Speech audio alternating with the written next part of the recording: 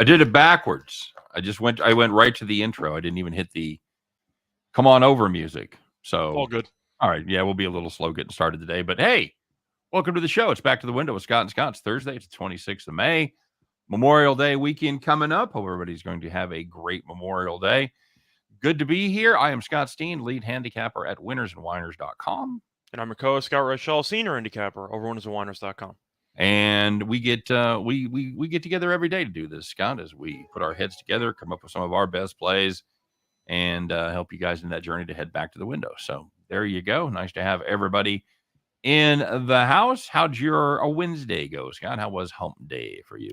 Overall, it went well for me personally. Publicly, probably could have gone better, but I ended up losing my play today with the Red Sox. I had them over 3.5 plus money, and they went 1 for 9 with runners in scoring position, so that did not exactly go well. But I said on yesterday's video I was going to load up on Boston, the Celtics, and that worked out quite nicely. So overall, I made money, but I should have probably given out the Celtics as my play today because I ended up having a lot more money on Boston, the Celtics, than I did on the Red Sox by the start of the two games, if that makes any sense. Right. But I realized, I guess, the afternoon of once Hero was officially ruled out, I gotta bet the Celtics. I mean, like, there was no way I could have avoided it.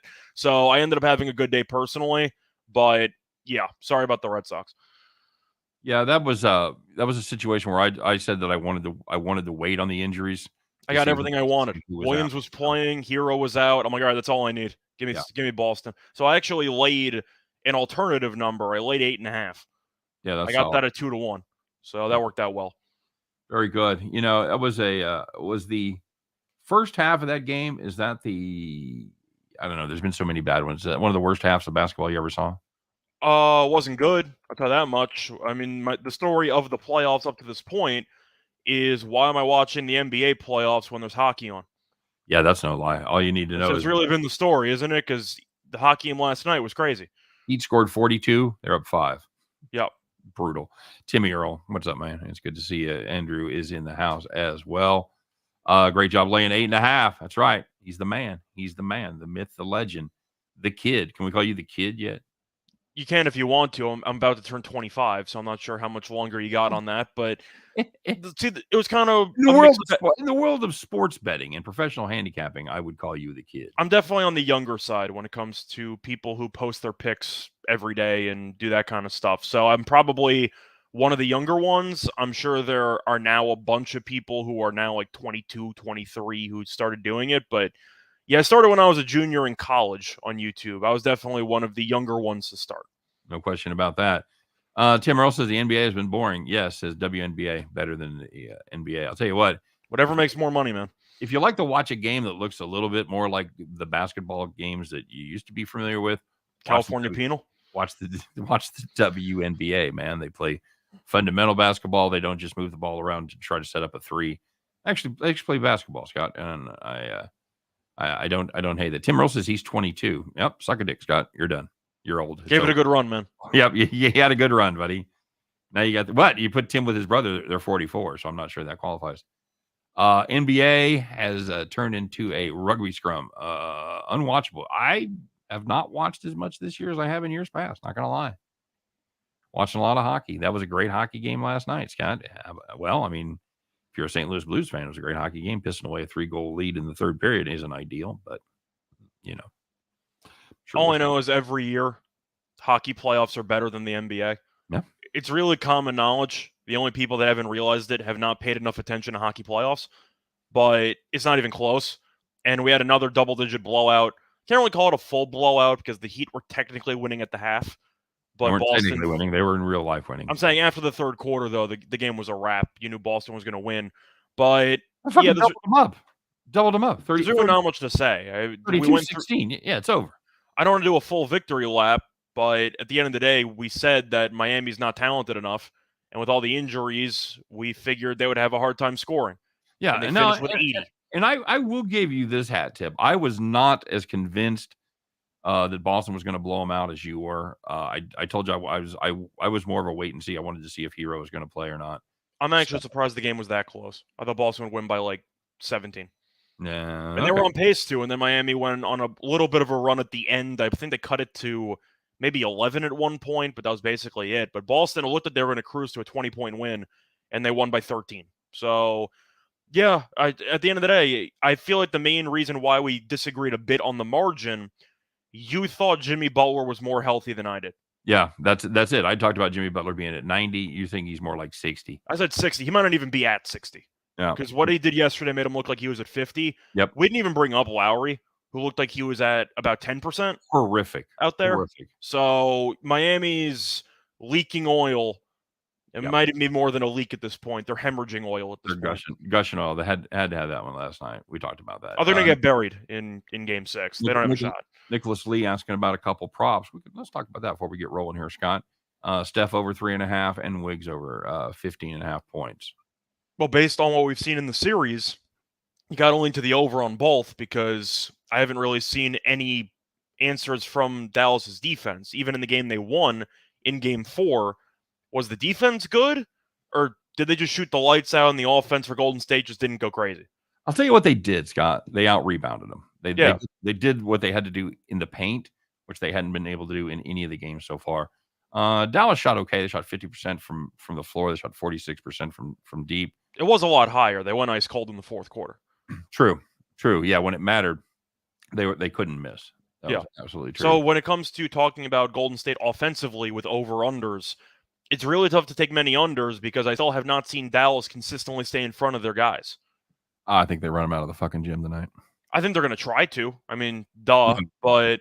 Golden State. No, I know what you're talking about. I think that there's a decent chance, especially since Golden State really seemed to, I don't want to say not care about closing it out, but when Kerr started to experiment with the lineups in the middle of the second quarter, and he threw out Moody, and he threw in Kuminga, threw in Damian Lee for a couple minutes in there, and I'm just like, you're clearly punting this game, right? Yeah, and we talked about that, about whether if they got behind, if he would call off the dogs just a little bit. And they were down like, I forgot what they were even down when they brought in Kuminga and company. They weren't even down that much. No. But they just decided, I guess, let's give some of these other guys some run just in case there's an injury or something. So we have some guys with some reps. But it really seemed like early on you can tell what Golden State's philosophy is based on the rotations. If it was a close, meaningful game that Golden State cared about, there's a 0% chance Damian Lee's playing. Yeah, absolutely true. And it wasn't garbage time. It was like second quarter. I'll tell you what, Looney should be well rested. He should be. Because he didn't play much in that game. So no. And he's been one of the better players in the series. Quick reminder, everybody, don't forget to like and subscribe. Smash that thumbs up. It really does mean a lot to us, and we appreciate it when you do it. Of course, subscribe to both of our channels, both the Winners and Whiners YouTube channel and the Max Wagers Network YouTube channel as well. Great content on the Max Wagers Network. 12 o'clock, Sean Higgs, Midday Money. 1 o'clock, Allie Burns, Morning Wood. Me and Chris at 2 o'clock doing parlays. Scott and I helping you head back to the window at 3. Sean Miller, the beautiful game at soccer from across the world at 4 p.m. And at 5, bringing it all home is the one and only Tim Earl with his brother Nick. Or 22, by the way, Scott, 22. Yeah, I'm still trying to think of what soccer is even going on right now, besides Champions League stuff. You have the Champions League final coming up between Real Madrid and Liverpool, but didn't every other league end last week? I think so. So you got MLS, you got American soccer. There you go. That's something. Soccer. That's something. And then you got Detroit Lenny with him as well. We got Detroit Lenny on the show. He's a Youngstown. Youngstown Jimmy. Youngstown Lenny. Yeah, we're gonna have Youngstown Jimmy on the show. What else? Caesar's still doing a great deal, man. If you got one of those games you're locked into, if you're on the Warriors tonight, like I don't know about we are, but like I am, hey, it's a good chance to bet a little bit more than you usually do because Caesars will guarantee that first bet up to $1,100. All you have to do is open up your Caesars account, first-time depositors and bettors only. Of course, it must be in a state where Caesars exists, and it works just like it sounds. It's first bet insurance. You win the bet. Congratulations, you won the bet. If you lose the bet, Caesars will make it up to you. It's like it never happened. Make sure you take advantage of that great offer. Must have the code ETS wins Caesar, ATSWINSCZR. That code is available in the description of today's video, along with the link that'll take you right to the sweet spot where you want to be. Yeah, must be 21 to play, of course, just unless you are in New Hampshire or Wyoming, where you only must be 18. If you're looking for my premium plays, went 2-1 yesterday. Another nice day. You can find that link in the description for the show today as well. Scott, I think that about covers it, doesn't it? Yeah, I think so. All right. To go back to today's NBA game, by the way, Yes. I really don't have many strong opinions about it. Like yesterday, I was all over Boston. I was Okay. very confident with it. I knew that was going to work out, and it did. This one I find tricky because the whole series really comes down to if Dallas' supporting cast can make shots. Yes. That's really the entire story. So, Well, sort of. well, yeah, I would say it depends on the paint, but that's fair. those two things are not unrelated. Golden State, from what we've seen following the failed closeout attempt, usually dominate the game after. I know Denver, they were very good in the second half. They ended up closing that series out after losing game 4 on the road. You had the Memphis game where they once again looked really good in the second half. They out-rebounded Memphis by 20 plus, and you got this game. So I do think that Golden State will make it a real point of emphasis to dominate on the glass, which they had done up to this point. So I think that's going to be a big reason why I do like Looney props in this game. I think he should have a bigger role. But I still have a hard time justifying if I want to lay 7 or not when it really all comes down to can Dallas just make a bunch of threes? Okay. And my main takeaway from game 4, and I like the over in game 4, was I thought it was correlated. I think if you like Dallas, parlay it with the over because they're not going to stop Golden State. They just have to keep up with them. Right. So I'm not telling you to parlay. That bet having 2 ways to win. I'm just saying, yeah, I'm not telling you straight up that it's automatically going to hit Dallas plus the 7 and the over. But if it's going to hit, there's a high probability the game goes over, in my opinion, because Golden State's been walking into basically 110 every game of the series. Yeah, they're averaging $1.19 at home, $1.14 overall for the series, and they scored at least 109 in every game. Yes. So if you're penciling Golden State in for, let's just say, 113 at home, that means it's probably going over if Dallas is going to cover. It's probably going to go over either way. Yeah, so I like the over if I had to pick, I guess, my favorite play, so to speak. But then Dallas could go ice cold again, you're screwed. Yep. So it's really a tough game to fully gauge. I feel like you can also kind of throw in a same-game parlay if you think Dallas' supporting cast does not play well. Take the under in Doncic assists. Okay. Because if they're going to make a bunch of open shots, which is what Luke has been setting them up with for the entire series, then he'll go over an assist. But if they're going to miss a bunch of shots, Dallas is going to get run out of the building. Okay, that's solid. That's a good angle.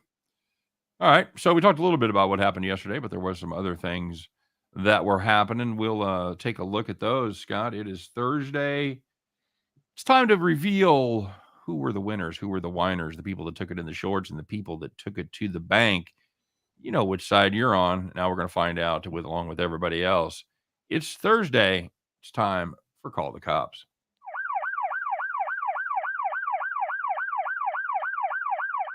All right, very good. We're going to get her rolling here. In the major leagues, if you have the Chicago Cubs and the Cincinnati Reds under 8.5, over 8.5, had 6 runs the first 3 innings.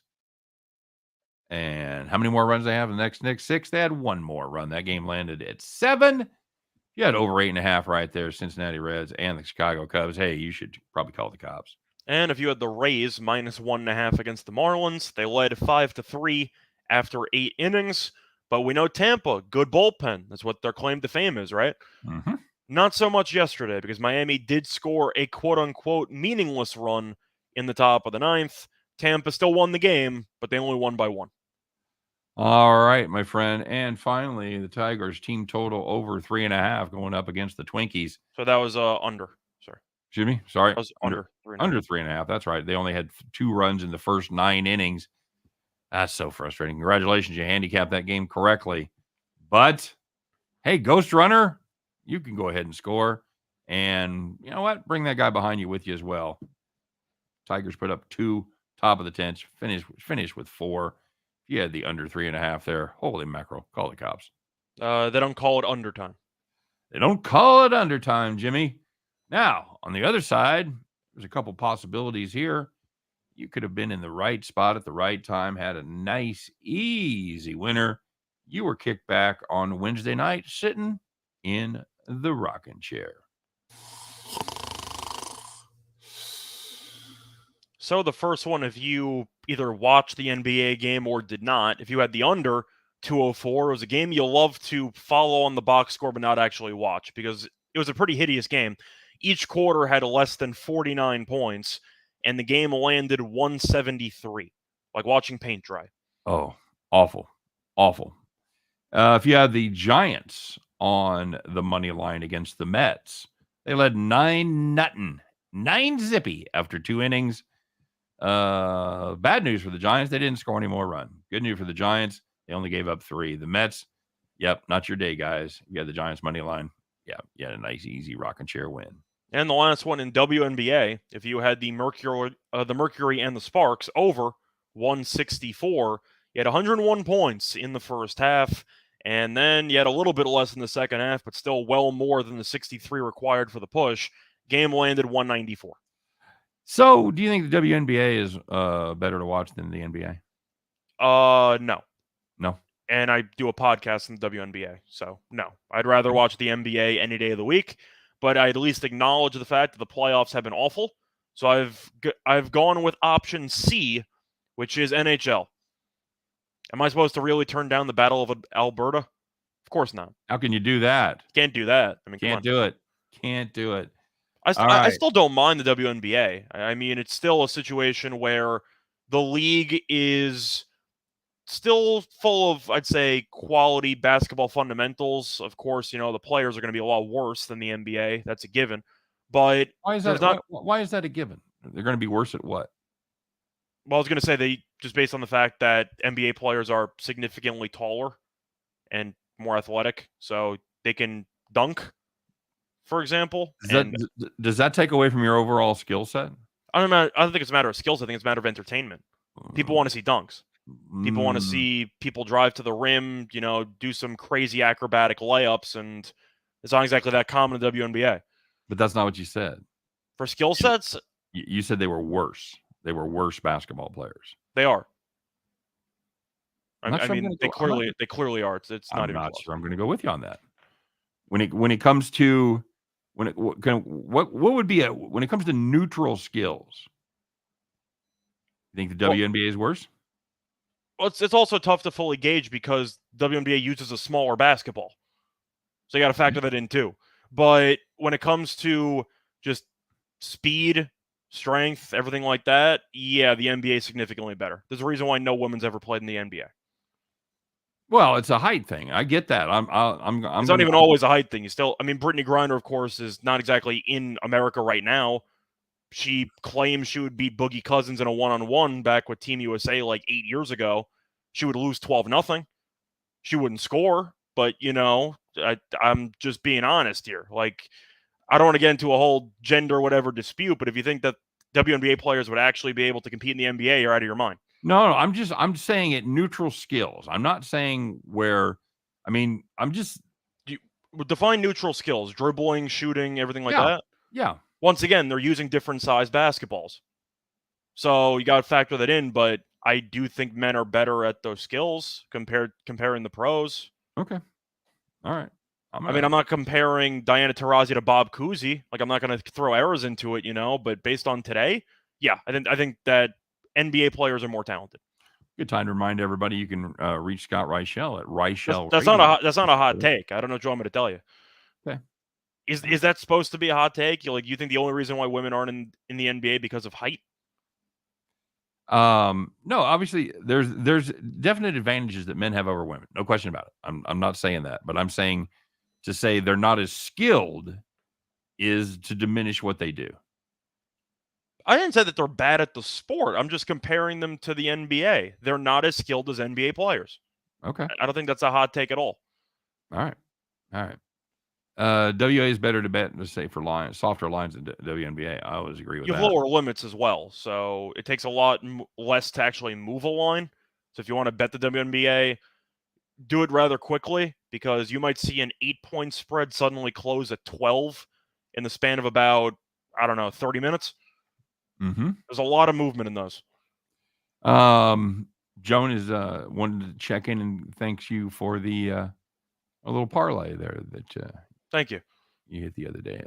Unfortunately, I tried a same game parlay yesterday with the Celtics, and I had the whole read on the game right, but I really just thought Boston would do a better job in the first half.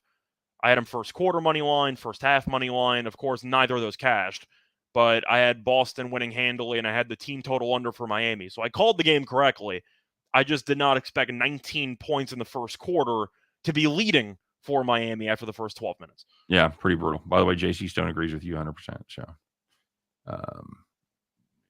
Andrew says that he's new to the WNBA. Thanks for the good advice. Yep. What are we talking about? How the air team is? I don't know. We're talking about just how skilled the players are. Once again, I gamble in the WNBA. I have a podcast for it, so I do take it seriously. But if you watch the games, you can tell they don't hold a candle to NBA players. I mean, it's not close. I'm not having a real, hot take that nobody's ever had before. But there's a reason why the WNBA has consistently lost money for the last 20 years. Well, I mean, there's a lot of reasons. There's a lot of reasons for it, but I'm sure that you can make an argument. A reason is because there's not as many highlight plays, and people want to see a lot of entertaining highlights. Yeah, well, see, yeah, that's the thing, because you say dunks sell. I think 3-pointers sell as well. Well, nowadays they kind of have to, because that's literally 90% of the sport. See, that's why I'm not saying I prefer to watch the WNBA. But it is an enjoyable style of basketball. It's more fundamentally oriented than today's NBA is. Yeah, I'll agree with that. The skilled part, I am going to have to push back pretty harshly. I don't think it's close. You can't compare the skill sets of men and women. I mean, but I think if you were to find gender neutral things, like I said, shooting, dribbling, and of course, once again, it's tough to compare them because the WNBA uses a smaller basketball to try to even the playing field. Well, how about because women have smaller hands? So I'm just saying, you're talking about neutral stuff. It's almost impossible to find any neutral stuff because the basketball is a different size. Why is that not neutral? If shouldn't it be hand size to ball size? Shouldn't it be a ratio thing? You can make an argument that's true, but I don't have any scientific data to back that up. There still could be an advantage one way or another. I really have no idea. All right, very good. Let's talk about Gambling Hero, shall we?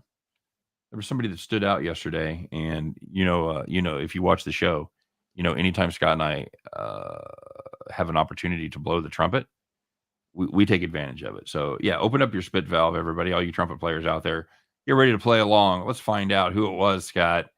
Talk about entertaining. Yeah, this one had it. Let's find out who was the gambling hero of the day.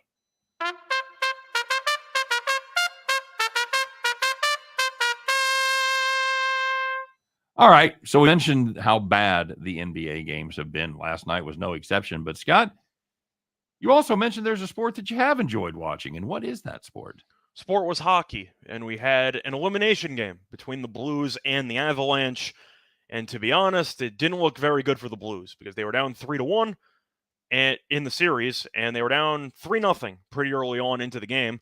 And then you ended up having a very nice comeback there for St. Louis. They trailed, I believe it was 4-1. 4-1. And they scored 3 unanswered, including a pull the goalie, wait a second, the team with the person advantage actually scored, sent it to overtime, and that is where our story begins because Tyler Bozak ended up scoring the game-winning goal 3 minutes and 38 seconds into overtime, and now we have a Game 6.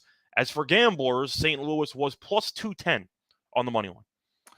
A guy in my comment section last night took St. Louis plus 1,200. I'm assuming that was when plus 1,300. I'm assuming that's when they were down 4-1. So I'm assuming that maybe 4-2. Maybe 4-2. Yeah, I was going to say 4-1, honestly, in the third period when you're already plus 210. Could be a little stronger than that. Yeah. I figured that would be closer to like 20-1. Yeah.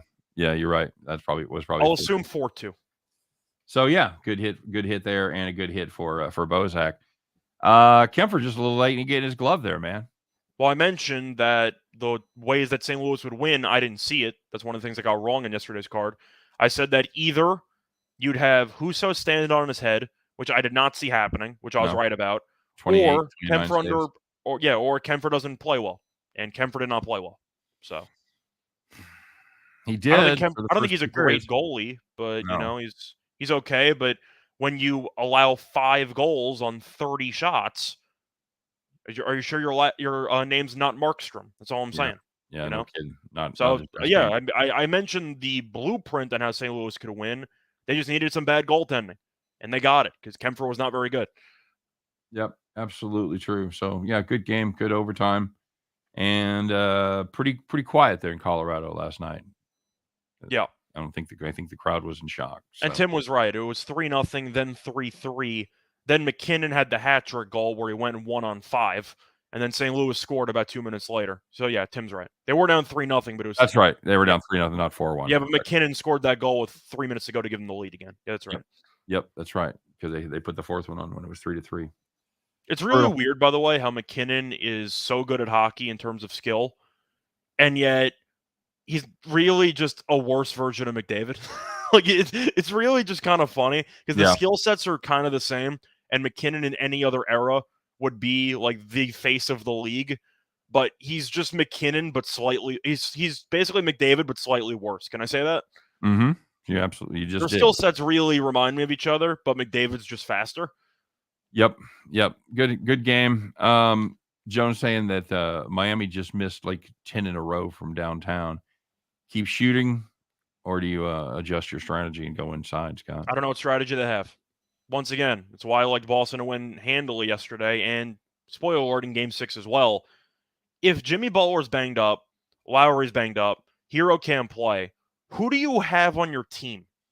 Yeah, well, we You need found out. you need Adebayo to go for 30 against one of the best defensive centers in the league. Oladipo got to go nuts. I'm just saying, Oladipo has been a bench player all season long who Right. showed up a month before the playoffs. You're screwed. Same with I mean, same with the kid, the shooter. but I've mentioned this before with NBA teams. You can make all the adjustments you want, but over the course of a 7-game series, the better or even healthier team is going to win out the majority of the time. Miami went from having maybe 2 weapons on offense to basically half, and the half is Jimmy Butler. That's basically it. They don't have anything. That's a real shame because I really like this Miami team. I love the way they played defense going into the series, and it's a shame to see them get banged up. I don't think they're getting not.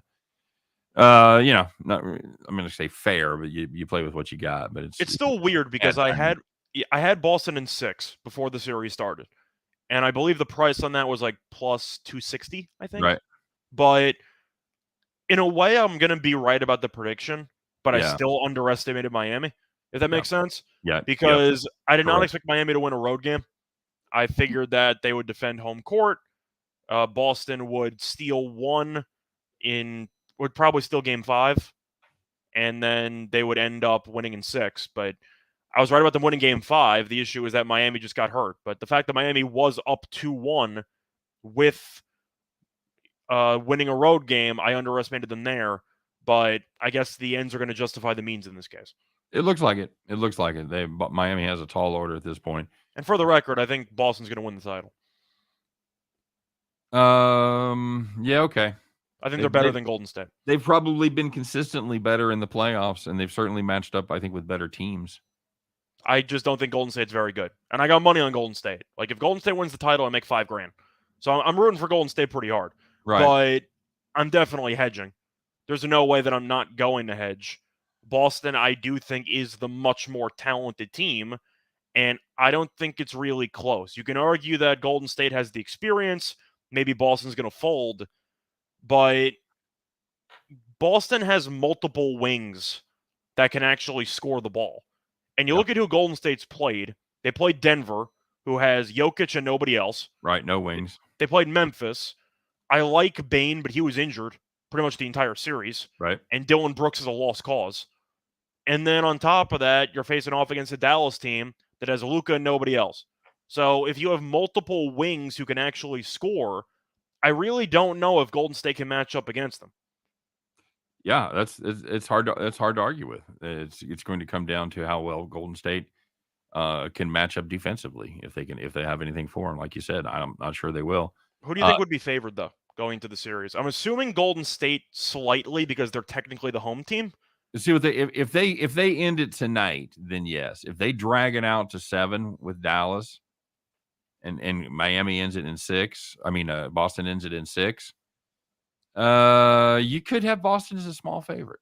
I think Boston should be favored, but based Yep. on home court and the potential rest advantage Yeah, by a day, I guess, I do think Golden State will probably be minus 115. I was going to say minus 120. So, But I right do think ballpark. Boston will win probably in 6.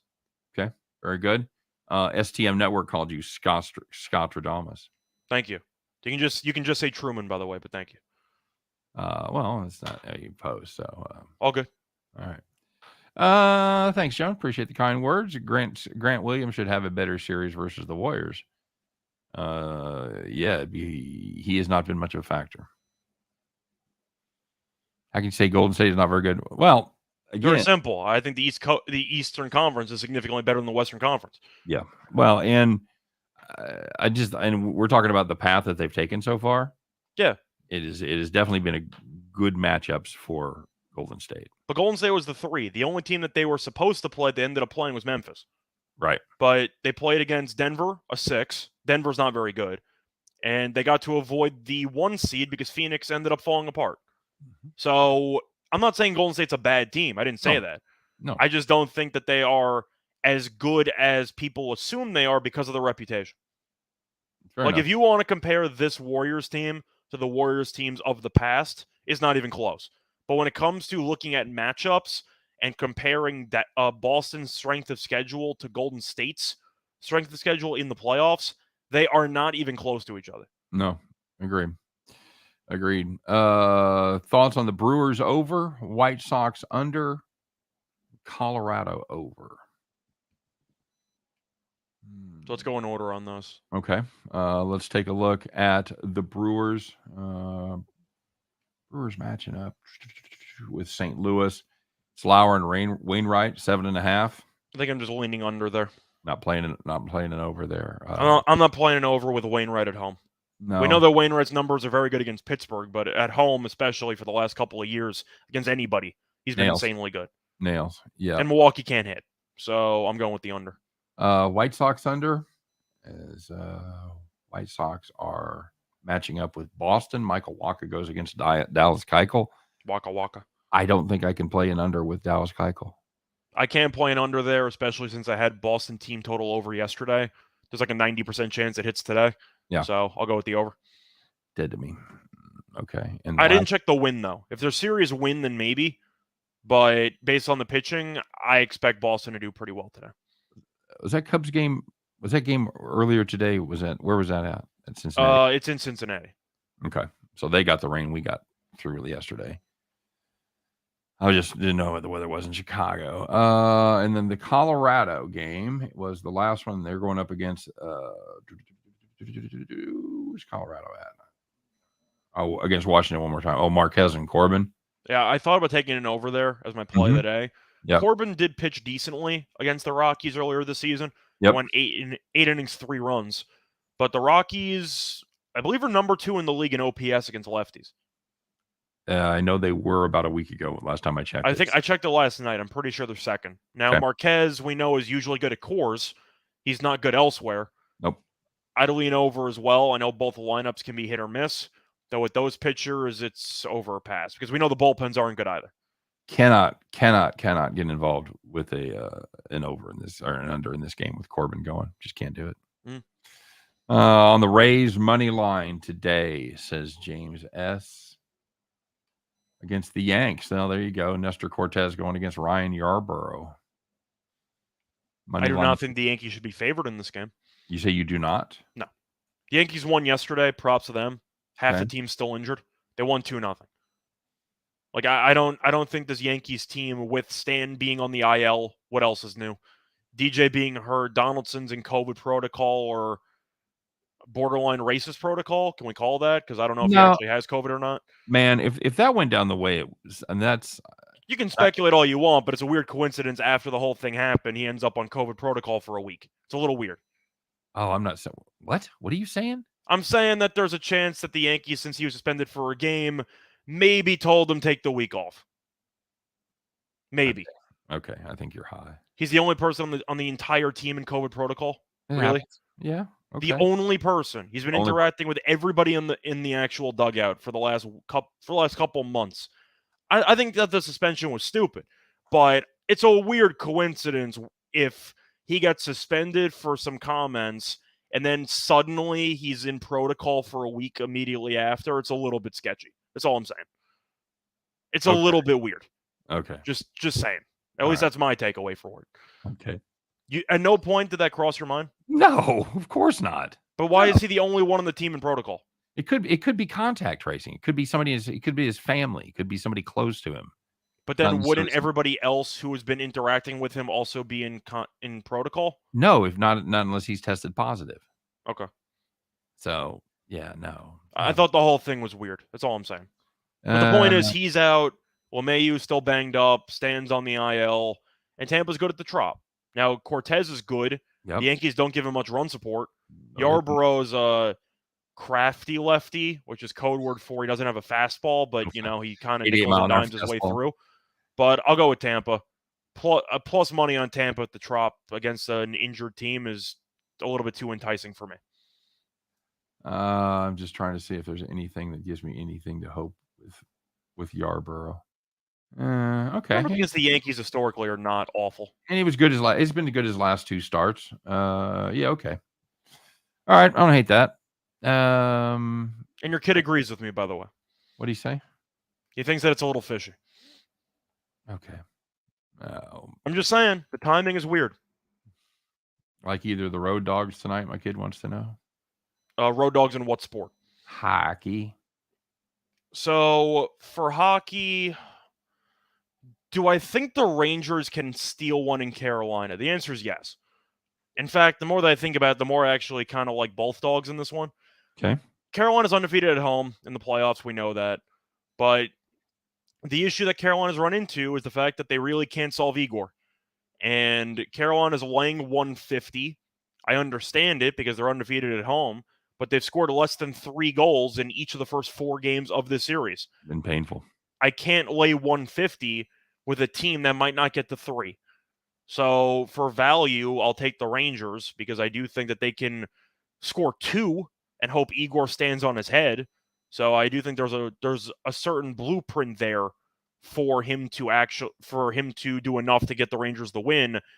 I think Edmonton closes it out tonight. Okay. I just think Markstrom's a lost cause. Yep. He got pulled the last game. Now Mike Smith sucks too. My play today was the over because how do you not like the over in this matchup? Right. But I do think that with McDavid and Draisaitl and Evander Kane, who's been amazing too in this series, Calgary, even ignoring the goaltending situation, they've really just let that entire elite offense from Edmonton really get to whatever spots they want to. There's been no resistance. The penalty kill has not been great. And McDavid has a highlight play every single game where it leads to a goal. So the defense has not been good for Calgary. The goaltending's made it even worse. And Mike Smith's a lunatic. So I'll go with the over. But I do think Edmonton probably closes it out in regulation. Calgary could show up and put up a valiant effort at home. But I have no faith in Markstrom in this game. Do you? No. It's the same exact story we had in Game 4. Yep. Markstrom, for whatever reason, he's been awful. That's the dog that I'm on. If you're giving me Edmonton to close it out at plus money, I'm a huge fan of that. And Joe's mentioning that the Oilers in regulation is plus 195. I think that's a hell of a play. It is. It is. I think you have to make it in a high scoring series. I'd be a little more skeptical in that low scoring series in the Rangers and the Hurricanes, but I know that unfortunately a couple of books don't allow you to do same game hockey parlays, right? Which I would consider capitalizing on. I wouldn't mind Oilers reverse or Oilers minus 1.5. You can find an alternative there with the goalie pulling and everything like that. If you could find a book that let you parlay that with team total over and just expect Edmonton to get the 5, I feel like that's how the game's going to go. Because if Markstrom even has one stumble in the first period, like early on, his confidence is absolutely shot. Yep, I agree. And it's already shot. So, yeah, the Flames have some issues. So you've got some agreement. Justin McElvey agrees with you as well that there's no coincidence with the Donaldson on the COVID list. I just think it's weird. And Andrew says loves this channel because there's a lot of sharp cappers. I've said that since the beginning. A lot of sharp people watch this show and lend their expertise in the comment section. I'm a big fan of it. So, Oilers in the over, yes, son, a real system play. I haven't heard much about the system here lately. But I don't know what happened to it. It was they were workshopping it, a couple of tweaks there. A gear went loose. They had to, fix the machine a little bit. I think it's called Laziness? moving in with your girlfriend. Oh, okay. I know there's been a lot more trips to. Is that a negative EV play? There's always. Always? Okay. There's been a lot more trips to IKEA than there were when he was a younger lad. Well, that's definitely why he has no time for the system. He's got to assemble the furniture from IKEA. That's no shit. That's a 3-month project right there. Oh man, not good. All right, so to recap, you and I are both on the. I'm not laying 150 with Carolina. I was going to say it would. I expect Carolina to probably win tonight, but 150 is ridiculous. Yeah, just that line should be like 125. Just for value, I got to play the Rangers though. Even I think Carolina is going to win. I love the under, and I love the over on the Edmonton game, and I think that's a tremendous can't miss value, or you shouldn't miss that at plus 135 on the Oilers. Yeah, but if you want to just talk about where the value lies on the hockey games, I think they're both with the dogs. Joe Kryptonite says plus 550 parlay. That may be a good use of your pizza money. Or if you're even just afraid of the overall under, Carolina team total under. Yeah. Realistically, if the game's going to go over, Carolina's going to have to do something offensively. And they have done absolutely nothing in the last couple of games. Bronco Devil saying what should be the motto for IKEA. Where is that missing dowel? Mm-hmm. No shit. By the way, my son says my guess about his time, it may be factual. Okay. It's amazing how many Saturdays and Sundays I talk to him. What are you doing? We're shopping for whatever fucking dish towels. At this point, when it comes to thinking about Sweden, I think of assembling furniture and Zlatan Ibrahimovic. In either order, either one. All right. Very good. Very good, my friend. Basketball tonight, you and I I heartily endorse Golden State to cover. I was going to say, you are definitely more confident, in my opinion, than I am. Can we call you leaning that way? Yes, I'm leaning Golden State. I'm leaning to the over, but at the end of the day, I do think it would be more of a prop game for me. Yeah. I expect Golden State to rebound a lot better, so I expect Looney to play well. I also like Luka over 9.5 rebounds. I mean, he should have a double-double, because even if Dallas is getting killed, then it's the final game of the season. Are you really going to bench Luka in the final game of the season? Probably not. He's got there every game except the last one. That's what I'm saying. So the way that I see it, even if Dallas is getting blown out, it's the final game. Luka, even in a blowout, should play at least 35 minutes. Oh, yeah. So based on that, he should have the playing time. We know Dallas goes small. They can't rebound. Give me the over and Luka rebounds. Okay. Cheers to Beyond Trabajo to you. So you like of your two leans, you like your over or you like the Warriors more? I like the Luka rebounds the most. Okay. Good enough. I don't know how I'm supposed to avoid playing that prop. I mean, can you? I mean, if Luka doesn't go over, they're going to lose the rebounding battle by 30. Yeah. No, you got it. Luka to get the double digits is solid. And it was like minus 130, I think, which I think is just too low. Averaged 11 on the season. He's put up 11 in every game except for the last one. And Dallas has gone even smaller in the playoffs than they did in the regular season. Correct. Correct. So, any baseball game you want to talk about before we get to farm? Not really. I know I was going through the baseball card. I had some thoughts briefly on potentially a couple of games for the farm. We mentioned the over in the Nationals game, which I thought about, but ended up deciding not to. What else was I looking at? I was looking at Atlanta on the money line against the Phillies, mostly because Nola, I feel like at this point is, and I'm trying to think of how to describe it, but I think that he's a little bit overrated because of his name. Where Nola's been, of course, solid in years past. The last couple of years, though, he really has not been as good as people think he's been. Have they won any of his starts yet this year? He has one win. I'm not sure about how many no decisions they pulled out and everything like that. The team's 1-8 in his starts. They're 1-8 in his starts, and you're getting Atlanta at roughly even money. Yeah. Like minus 110, and Wright's been good. And the Phillies we've seen in the series, their bullpen still sucks. So I'll take Atlanta.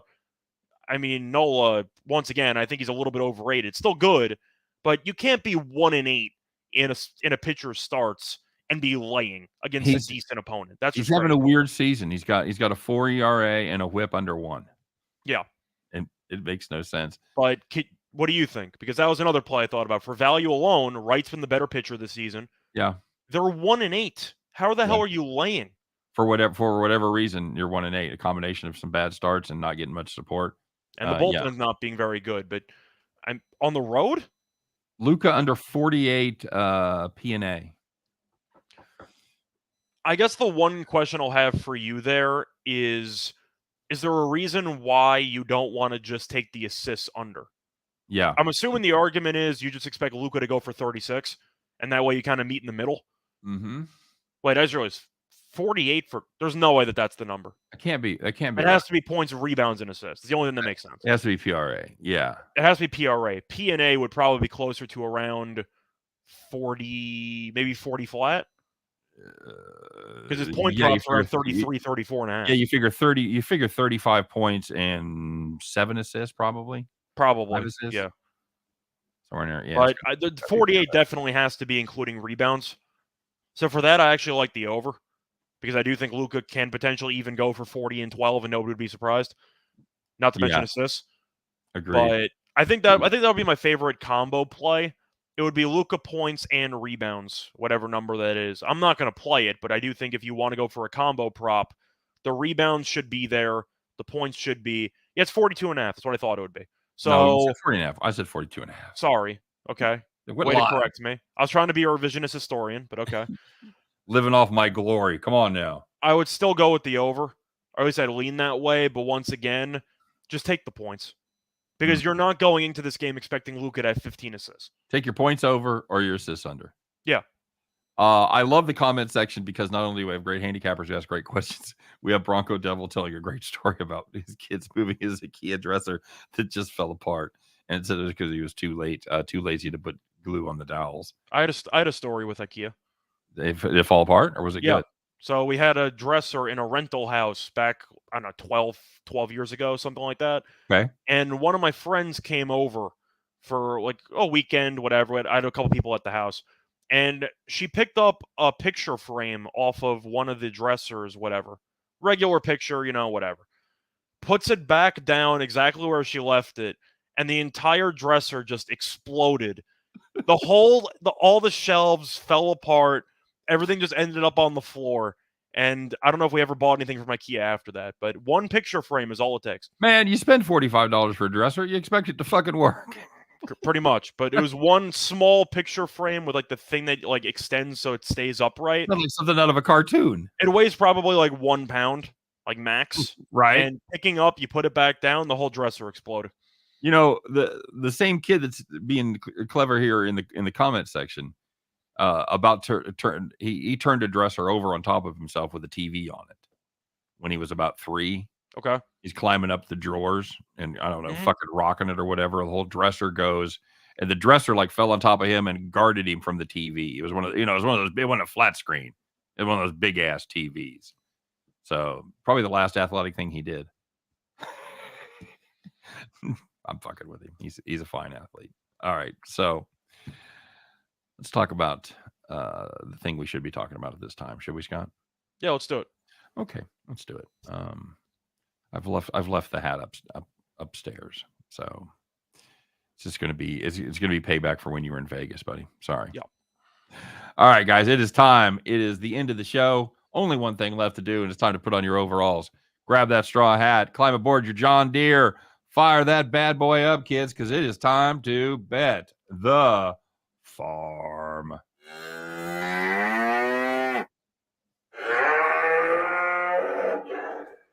All right, very good. Imagine this hat only with me in it as well. Okay, you got it? No, there it is. Welcome back, Scott. Good to have you. All right, my friend. Well, we had a nice little run on the farm. We hit 5 straight, and then last couple of days been a little chilly. So it's time to put on our our Marlboro Man jackets as well, and heat up. Time to heat up. You like that one? Is that a tortured analogy? Yeah, it works for me. Okay, very good. Scott, what have we got cooked up for today? So we're going to go with a team total in baseball. It's going to be a match between the Dodgers and the Diamondbacks. Oh, And we're going to take the Diamondbacks. Team total what? over 3.5. Couple reasons why. First of all, Arizona offensively has actually been very good over the last couple of games. The Diamondbacks have scored at least 4 runs in each of their last 5 games. Plus, Arizona has been even better over the last 5 games because the Diamondbacks have scored at least 7 runs in 4 of their last 5 games. Now, looking at the pitching matchup, you see the Dodgers and might be thinking, who's on the mound? Is it Buehler? Is Kershaw back from the IL? Is it Urias? Any of these guys? Can I interest you in Mitch White? And you might be wondering, who the hell is that? Exactly. He's not been very good this season. And at night, he's been awful. 4 2/3 innings pitched, 9.64 ERA. He's also a bit of an opener, so he shouldn't go much length. And I do think Arizona can do enough to get to 4 in this spot. Plus, the over is 14-2-1 in Arizona's last 17 games as an underdog. So I do think that, of course, in Arizona, nice weather out there. I do think they can do enough to get 4 across against a pretty underwhelming starting pitcher with the Dodgers bullpen that might be forced to use a couple of, let's say, B squad guys. Yep. Very possible.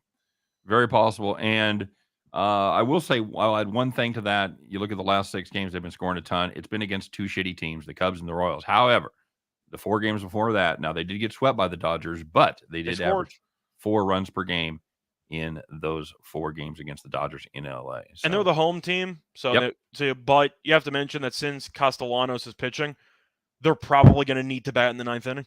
Can we say that? We'll see. I got him first 5. I got him first 5 in my play of the day. So first 5 is fine. I'm just saying, over the course of 9 innings, if the Diamondbacks are up 3-2 after 8 innings, let's just say I will be a bit surprised. Yeah, fair enough. All right, so that's going to do it. That's the Arizona Diamondbacks team total over 3.5. That's our farm play for this fine Thursday. We appreciate everybody stopping by, man. Had a great show today. Thanks for all the input in the comment section. The funny kind, the knowledgeable kind, and the kind even where you said you agreed with Scott. So whatever it was, we appreciate you guys. We appreciate you commenting. Don't forget to come back and see us tomorrow. Scott and I will fire it up one more time at 3 p.m. Eastern as we do our very best to help you guys in that journey to head back to the window. Take care. We'll see you then.